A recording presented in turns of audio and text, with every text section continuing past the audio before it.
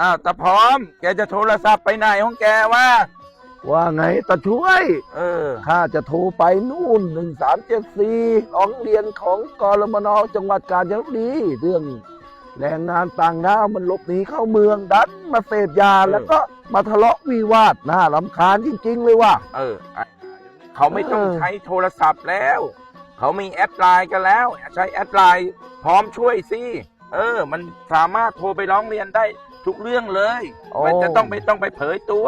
เอาเหรอไอเราก็มันแก่ก็ไม่ค่อยรู้เรื่องสิลองโหลดอันนั้นก็ไปสิไลน์พร้อมช่วยเลยลองดูแกลองดูอ๋อตรงนี้ใช่ไหม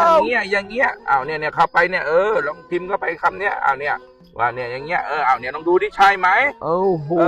จะได้ไม่ต้องเปิดเผยตัวตนอยากให้ข้อมูลอะไรก็พิมพ์บอกเข้าไปไอเรามันแก่ก็ไม่ค่อยรู้เรื่องว่ะ